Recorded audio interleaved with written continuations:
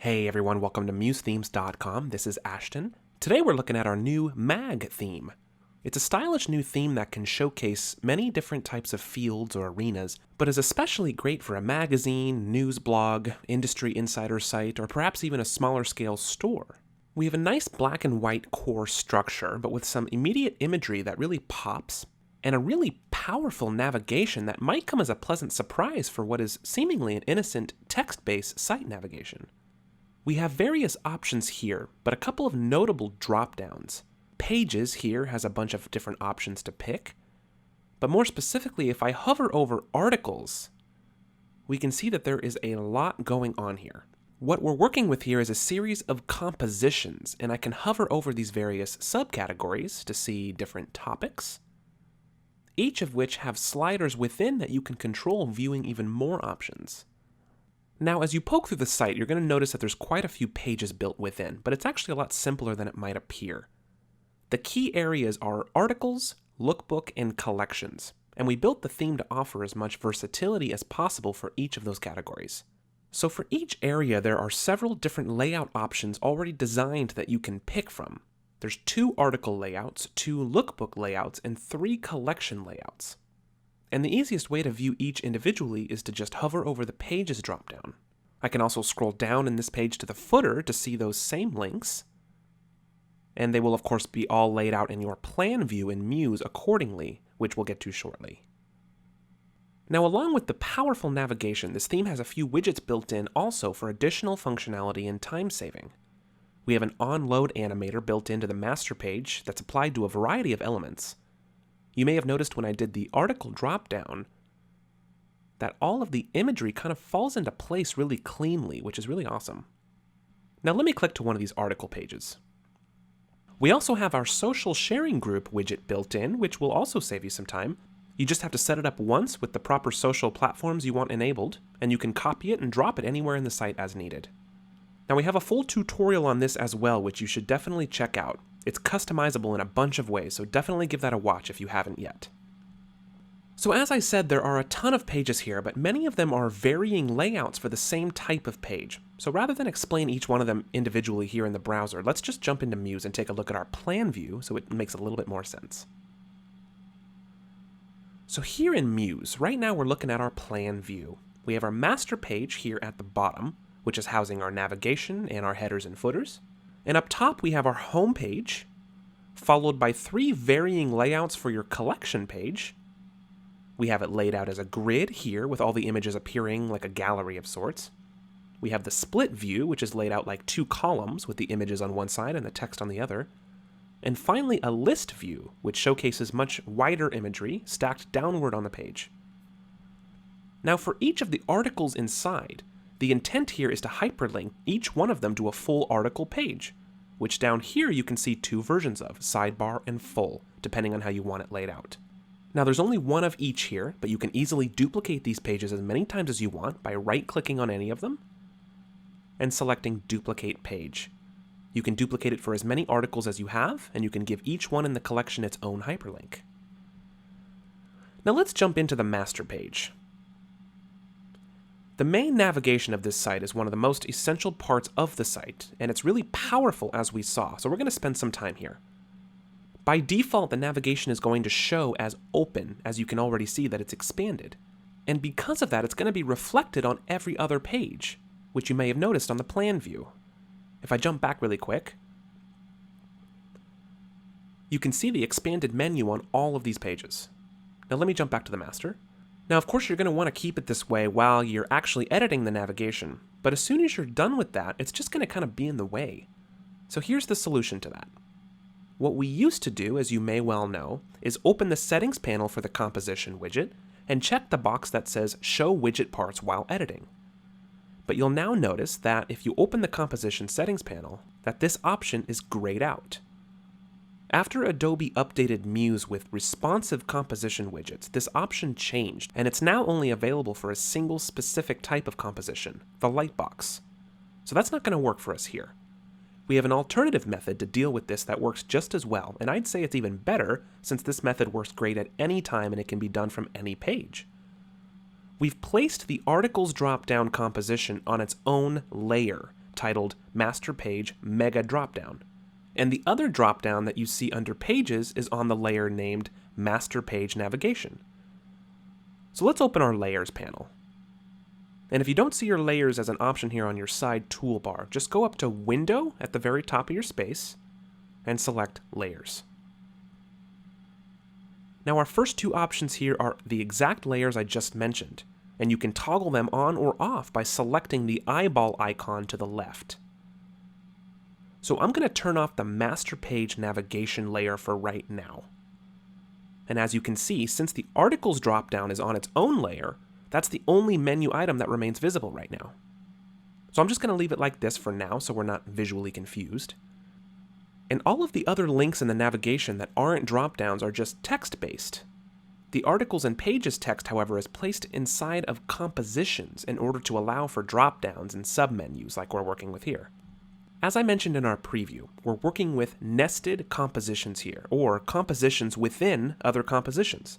And it can get a bit complex, so take your time when you're first playing around with this. If you fudge up, the undo button is going to be your best friend. So let's take this step by step.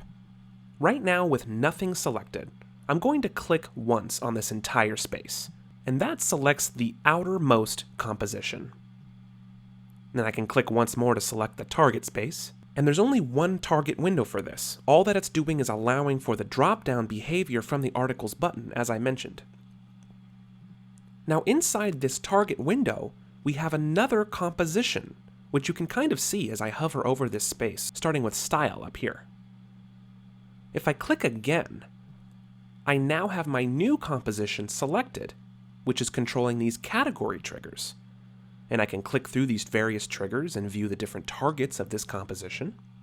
Now to take it one step further, there is one more composition level in here, which is what's enabling the slider motion inside each category.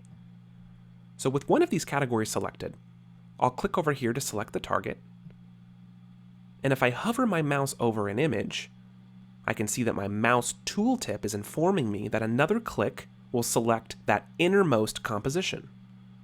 So I'll click, and I now have my innermost composition selected, and the triggers for these are these little rectangle elements down here. I can click the various triggers to cycle through the slider, or I can even just use the arrows here if I want. So with all that being said, as with all compositions, I can click several times to select any of the individual elements within, like images and text, and I can make any changes that I want. It's just going to take a handful of clicks since we are dealing with so many levels of composition elements here. So I can click a few times until I have any of these text boxes selected, and I can easily make changes just like I would for any other text box. So for our first page of the Style category here, I can change the headers here if I wanted to. I can put bags, and we'll go watches and jackets. Now let's give it a browser preview.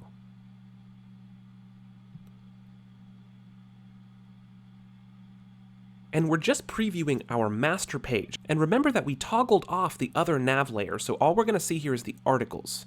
But I can hover my mouse over it, and we can already see our title changes like so.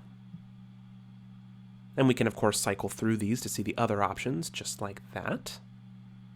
Now also too, you probably noticed that on-load animation. I can hover over articles once again, and we can see the inner content just falling into place, which looks really nice.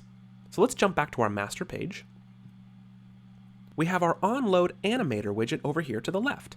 And since the widget here is placed on the master page, they apply to elements throughout the whole site. So you don't have to keep placing the widget over and over again, which will save time as well. And if you pop open the options panel, you'll notice here that we've put in more than one graphic style. So this is actually being applied to several elements throughout your entire site. Now in the list of styles here, you may notice a period preceding the listed graphic styles. Now this isn't a typo, this is actually just how Muse outputs the class name. So we've identified that in Inspector, and we applied the naming so that multiple graphic styles could be used in one widget. So now let's visit our Layers panel again, and we're going to restore that hidden layer. There we go. Now, similar to the article dropdown, but much more simpler, we have a composition here for pages, allowing for this simple dropdown with a list of links in a text box. Now, there's no nested compositions on this one, just one single composition that you can click into to make any text or hyperlink changes that you want. So a couple more things before we leave our master page. I want to look here on the top right of the page, and you can see here we have our search slide widget, which is what's providing our search function throughout the whole site. Now, I definitely recommend checking out the tutorial on Search Slide and Search Essentials if you haven't yet. Basically, what's going on here is our Search Slide widget. What it does is it places the Search Essentials widget inside of a composition, so that a search text field is revealed when the magnifying glass icon is clicked. So in order for this to function correctly, you do need this Search Input widget left here on the master page, as well as the Search Results widget placed on a separate page of your site, which you're also going to find in this theme. But make sure to check out that tutorial video for more specifics on that. And lastly, on the master page, of course, we have our footer. There's no widgets or anything fancy here, just a nice large footer area with text boxes and some image-filled rectangles. So feel free to customize that as you wish. Now, before we leave the master page, since we're done with the navigation for now, we're going to want to toggle those off from the layers panel as I showed you earlier, so that they're not in the way of everything else on the site. So in the panel, we'll go ahead and toggle off both of those navigation layers, just like that. Now let's jump to our plan view. With the master page being so integral to this theme, that's where I wanted to spend most of the time for this video, so I'm not going to look at every single page in detail, but there are a few other points I do want to cover. So let's jump to our home page. You'll notice we have a form here right on the home page for our newsletter signups. And scrolling down, we have various graphics serving as kind of a preview meant for hyperlinking to the various pages in the site, like collections and lookbooks. So that's about it here. Let's go ahead and jump to the plan view again. And I want to click into one of our article pages. Let's do article sidebar. Lots of room to customize and play around here. That's one thing I love about this theme is the room you get to play. But most notably on this page, beneath the first image, we have our social sharing group widget here, which you can open the settings panel to enter the profiles that you want to enable for this to be shared to. And then beneath that is our like button widget, both of which have detailed tutorial videos available at MuseThemes.com, so definitely make sure to check those out if you're new to these widgets. So let's visit the plan view once again, and we'll click over to our search page. Now this is where that search results widget sits, and it has to remain as part of the theme for the Search Essentials widget to function. So definitely check out the tutorial on this widget also if you haven't yet. But just remember that if you happen to change the name of your results page, that has to be reflected in the widget settings panel that we saw in the top corner of the master page. But again, you're going to see a thorough walkthrough in this Search Essentials tutorial video. So that just about covers the hot points. Let's jump back to the plan view once more really quick. Now there's one more thing I do want to mention.